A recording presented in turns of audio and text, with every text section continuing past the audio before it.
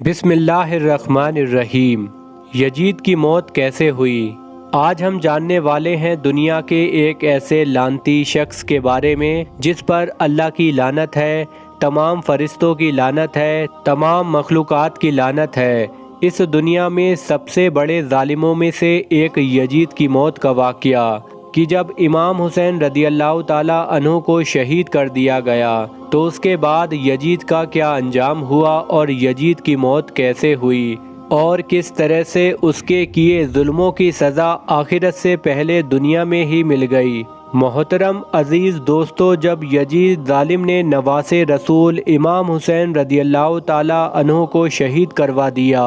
اور جب وہ ملعون یہ سوچتا تھا کہ اس ظلم کی وجہ سے عرب کے سارے لوگ میری بیعت کر لیں گے اور میرے سامنے جھکیں گے اور مجھے اپنا بادشاہ مان لیں گے، اور وہ ظالم یہی سوچتا تھا کہ کوئی بھی امام حسین کے بعد میرے خلاف کوئی آواز نہیں اٹھائے گا، لیکن جب یزید کی فوج رسول اللہ صلی اللہ علیہ وسلم کی خاندان کی بیٹیوں کو قید کر کے کوفہ اور شام کے بازاروں سے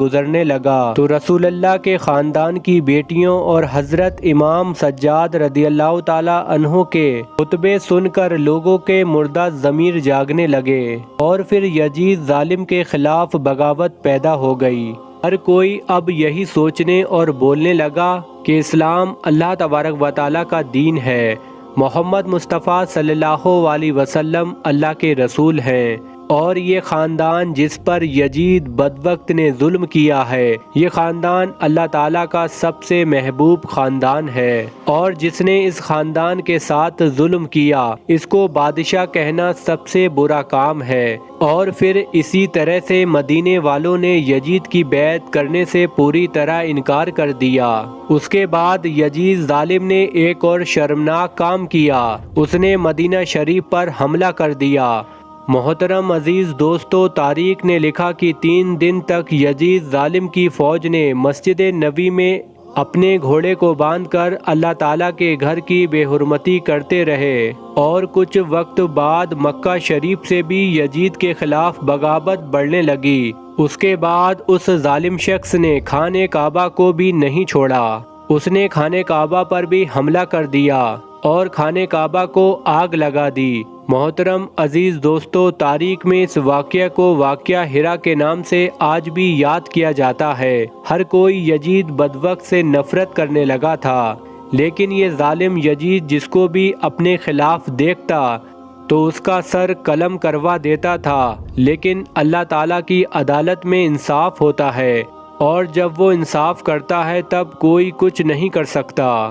امام حسین رضی اللہ تعالیٰ عنہ اور ان کے خاندان پر ظلم کرنے کے بعد اللہ تعالیٰ نے یزید کو ایک بیماری میں مبتلا کر دیا۔ یزید کو ایک ایسی بیماری ہو گئی تھی جس سے اس کی آنتیں جلنے لگی تھیں۔ وہاں کے سارے بڑے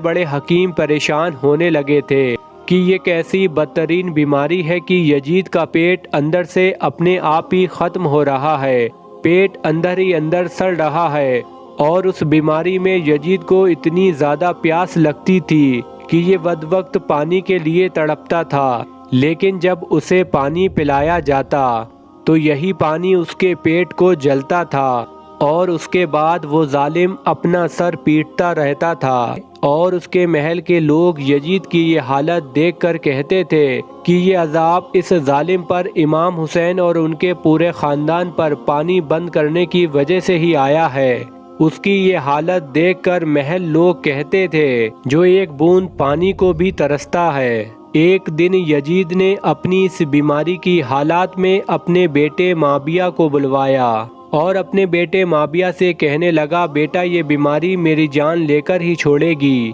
اے میرے بیٹے، میرے بعد تم کو ہی بادشاہ بننا ہے، تم ہی اس تخت کے مالک بنو گے۔ جس کے بعد یزید کے بیٹے نے اپنی نظروں کو اٹھا کر کہا، اس تخت پر تو امام حسین رضی اللہ تعالیٰ عنہ کا خون لگا ہے، کیا تم یہ چاہتے ہو کہ جیسے دنیا تم پر لعنت کر رہی ہے ویسے ہی مجھ پر بھی کرے؟ ہرگز نہیں، نواسے رسول کے خون سے آلودہ ہے، یہ تخت ایسے تخت اور بادشاہ پر میں لعنت کرتا ہوں۔ یزید اب حیرت سے اپنی ہی اولاد کو دیکھ رہا تھا اور یزید کے محل کے لوگ اب افسوس کر رہے تھے۔ دوستو آپ کو بتا دوں، اس سمے جب یزید کو یہ بیماری ہوئی تو یزید کے سامنے بڑے سے بڑے نشے کی چیز لائی جاتی تھی تاکہ یزید پوری طرح سے نشے میں رہے اور اس کو یہ درد بھی اس طرح سے محسوس نہ ہو اور وہ پیاس کی وجہ سے تڑپے نہیں۔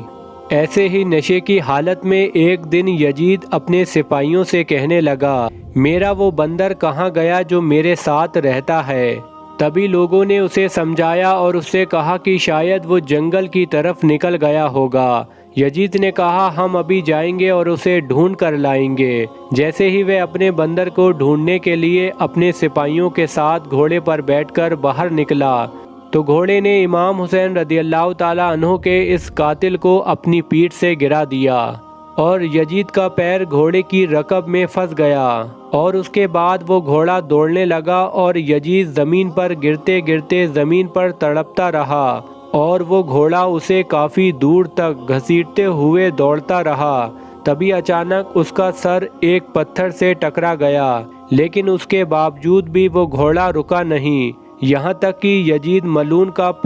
پورا جسم زخمی ہو گیا۔ اور جب وہ گھوڑا رکا تو یزید کی فوج نے دیکھا کہ یزید کی موت ہو چکی ہے۔ اس کی فوج نے یزید کی لاش کو دیکھا تو فوج خود کہنے لگی، امام حسین رضی اللہ تعالیٰ عنہ کے قتل کی یہی سزا ہے۔ اس طرح سے یزید کی موت ہوئی، جسے دنیا میں تو سزا ملی ہی آخرت میں بھی ملے گی۔ اور اس کے بعد ظالم یزید کو ملک شام میں دفن کر دیا گیا۔ آج بھی یزید بدبخت کی قبر موجود ہے اور لوگ اس قبر کو دیکھ کر لعنت کرتے ہیں۔ اور اسی کے بارے میں امام حسین رضی اللہ تعالیٰ عنہ نے فرمایا ہے کہ کفر کی حکومت تو قائم ہو سکتی ہے لیکن ظلم کی حکومت ہرگز نہیں چل سکتی۔ محترم عزیز دوستو، یزید آج پوری دنیا کے لیے سبق بن گیا کہ زمین پر اگر کوئی بھی شخص ظلم کرے گا تو اللہ تبارک و تعالیٰ اس کا نام و نشان اس دنیا سے ختم کر دے گا اور آنے والی نسلوں کے لیے اسے سبق بنا دے گا کہ لوگوں کو یہ معلوم ہو جائے کہ ظلم کر کے کچھ دن کے چین و سکون کا انجام کیا ہوگا۔ جس طرح یزید ملعون نے سیدنا امام حسین رضی اللہ تعالیٰ عنہ پر ظلم کیا اور اس خاندان پر ظلم کیا جو اللہ تعالیٰ کا سب سے محبوب خاندان تھا اور ان پر زیادتی کی، تو اللہ تعالیٰ نے اس ظالم کو پوری دنیا کے لیے عبرت کا نشان بنا دیا۔ دوستو اگر آپ کربلا کا پورا واقعہ پڑھیں گے آپ کی آنسوں سے آنسو نکل جائیں گے۔ یزید ظالم نے ظلم کی انتہا کو پار کر دیا تھا۔ کربلا کے میدان میں پیارے نبی کے خاندان پر بہت ظلم اور زیادتی کیا اس ظالم نے، لیکن اللہ کے نواسے امام حسین اسے آخر تک حق اور سچ کی راہ دکھاتے رہے۔ اگر امام حسین صرف اللہ کی بارگاہ میں اس ظالم کے لیے دعا کر دیتے تو وہ ظالم اور اس کی فوج وہیں خاک میں مل جاتی۔ امام حسین کی شان تو بہت عظمت اور فضیلت والی ہے۔ اگر امام حسین رضی اللہ تعالیٰ عنہ کی شان بیان کرنے لگے تو وقت ختم ہو جائے گا، لیکن ان کی شان اور مرتبے کو بیان نہیں کیا جا سکتا۔ بس ایک الفاظ منہ سے کہہ دوں کہ تو بنا اجازت جبرائیل بھی اس کے گھر نہیں آتے تھے۔ سبحان اللہ، امام حسین کی شہادت پر دنیا کے لیے ایک سبق ہے کہ کبھی بھی ظلم کے آگے نہ جھکنا، ہمیشہ سچ اور حق کے ساتھ کھڑے رہنا۔ محترم عزیز دوستو، اس ویڈیو میں ہم نے پڑھا کہ یزید کی موت کیسے ہوئی۔ یزید کی موت بہت ہی عبرتناک طرح سے ہوئی۔ یہ بہت ہی بڑی مثال ہے کہ آج اس زمانے میں یزید کی قبر کو کوئی نہیں جانتا، نہ ہی اس ملعون کے بارے میں کوئی بات نہیں کرتا ہے، اور امام حسین رضی اللہ تعالیٰ عنہ کا چرچا ہر گھر میں ہے، ہر محلے میں ہے اور پوری کائنات میں ہے، اور امام حسین